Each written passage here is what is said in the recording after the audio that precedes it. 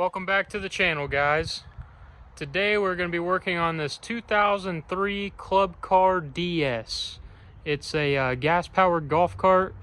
We're going to be installing a 6-inch lift kit and also a rear seat package on it.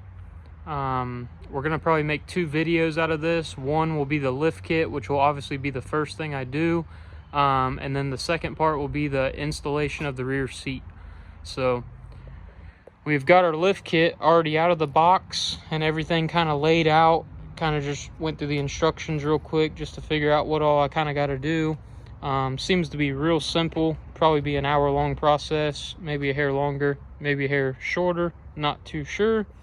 But first things first, we're gonna obviously take tires off the front, pull all the shocks apart here, take the factory spindle and everything out of this thing, leaf spring, because our new lift kit, it comes with all that stuff already built in. All it looks like we got to do is just bolt that plate there to the frame, and then just hook our tie rod ends back up and our shocks to the upper A-arm here. The upper A-arm's already got the little shock bracket built in. So and then onto the rear, looks like it's going to be very simple. We'll show you that here in a few. But first thing, let's go ahead and start getting this thing pulled apart.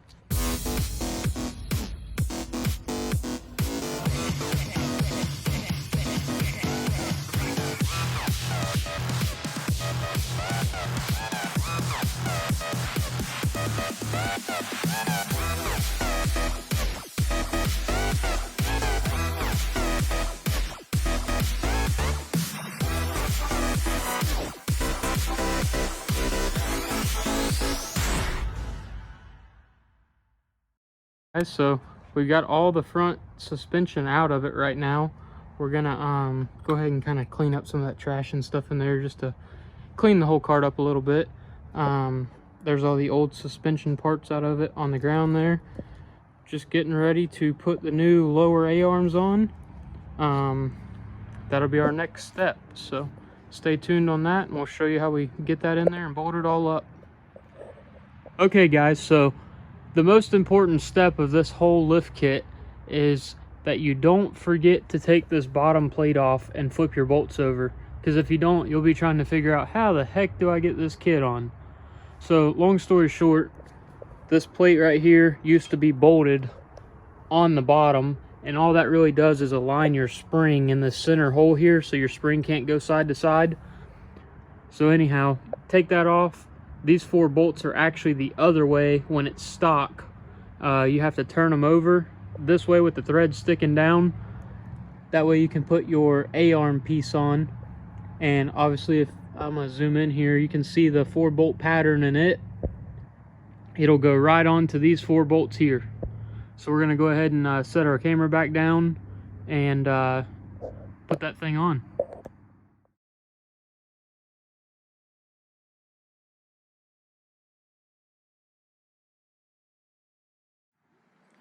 So now that we've got the lower portion installed, we're going to go ahead and install the upper A-arms, which are going to go up here.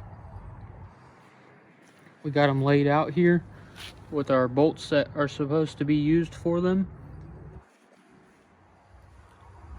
So we're going to put this upper A-arm on with the 1 long bolt, 2 washers, and a lock nut.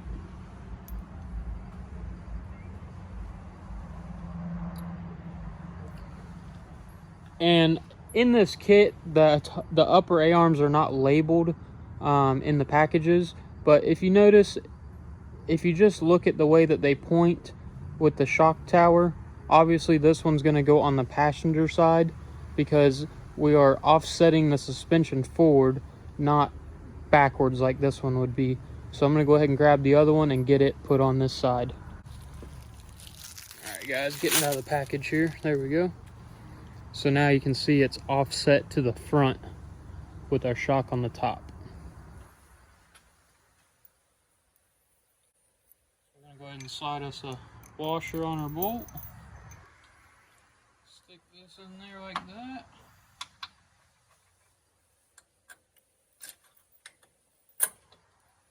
Voila. And then we're going to put our other washer and lock nut on the bolt.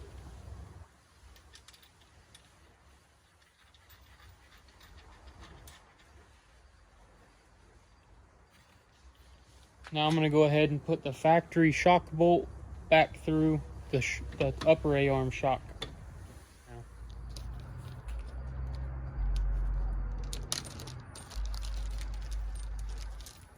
Same thing, we got 4 washers, 2 bolts, and 2 lock nuts. So we're going to do 2 washers and 1 lock nut on each bolt.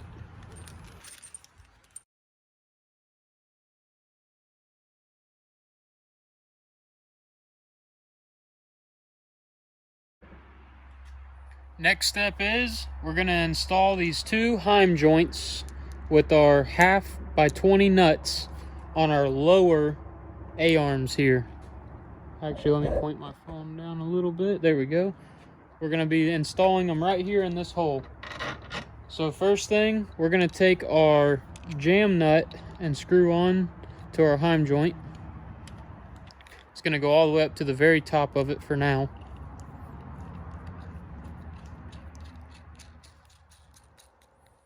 Get that screwed on. I'll finish adjusting this once we get done with this video, but anyhow, I'm going to go ahead and put this in, and then it gets a lock nut on the back side. So we'll slide that in, and we'll put our lock nut on.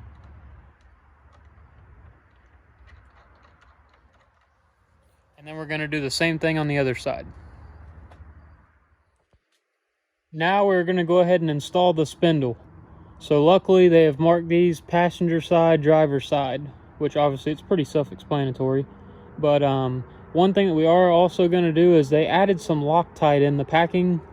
So we're going to put some Loctite in these holes here and on our bolt, because these are known to back out from all the twisting and turning.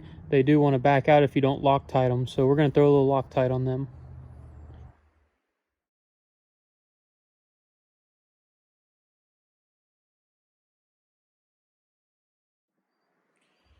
Now we're going to go ahead and reinstall our drag link that goes between the 2 upper spindles.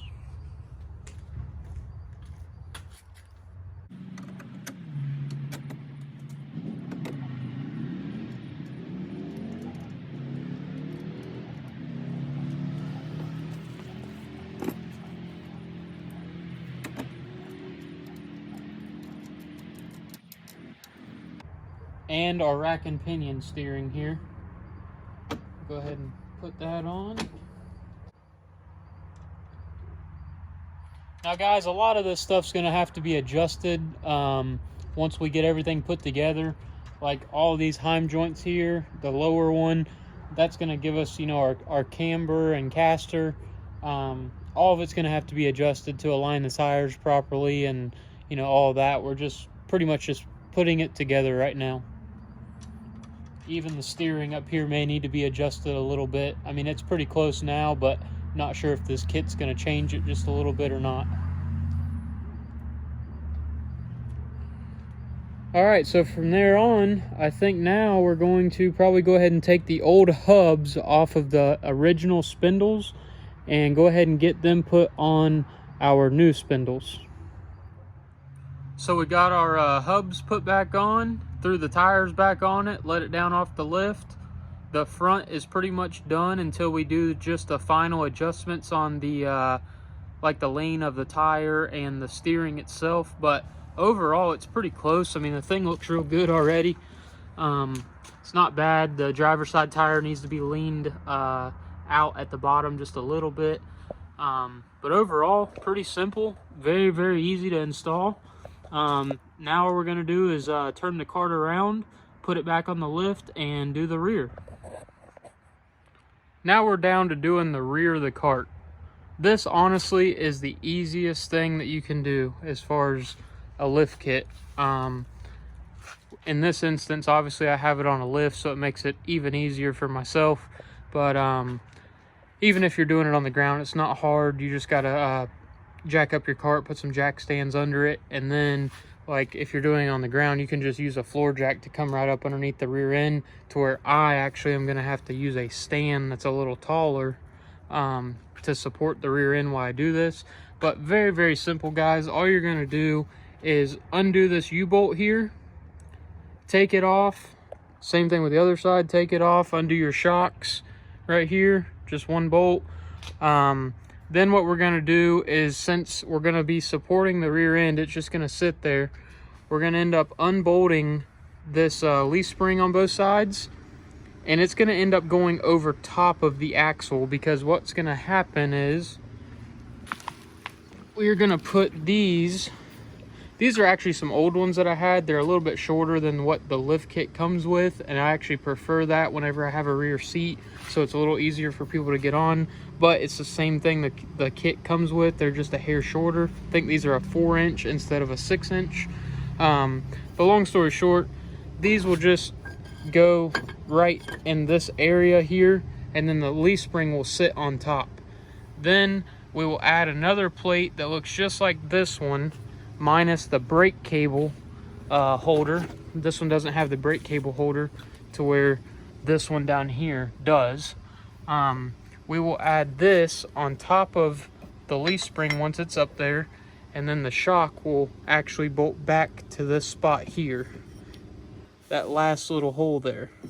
So very, very simple, guys. I'm just going to time lapse this so you can kind of get a, watch it kind of quick, and then we'll go over the final finishing touches of it. But very, very simple.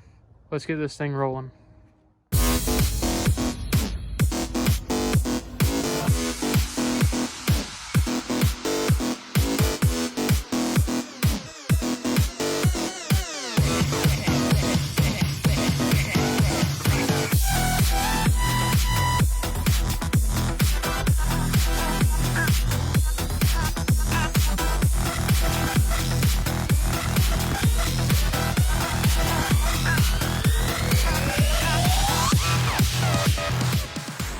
Almost got this thing all buttoned up now.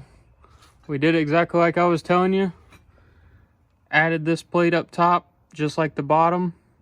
Put this piece in. Put the spring on the top. Bolted our shocks back on. Put our U-bolts on, which they're actually a hair long, because we were supposed to use a 6-inch block, not a 4. So I'm probably just going to trim these with like a cutoff wheel or something. But we got both sides put together, ready to go. So we're going to go ahead and lower it down to the ground and see what she looks like. Well, there it is, guys. We got it all done. Only thing left is to put the different wheels and tires on it, which I will have tomorrow. Don't actually have them tonight, or else I already put them on. But 6-inch lift kit installed. Only put 4 inches of block in the rear. Turned out really sharp. It's nice and level. Not sitting real high in the rear like it used to be. All in all, super easy to install. Probably took less than, I would say, 2 hours to do the whole thing, which probably would have been quicker if I didn't have a couple of bent bolts I was dealing with. But other than that, man, super easy. Cart looks really nice. Can't wait to see it with the wheels and tires on it.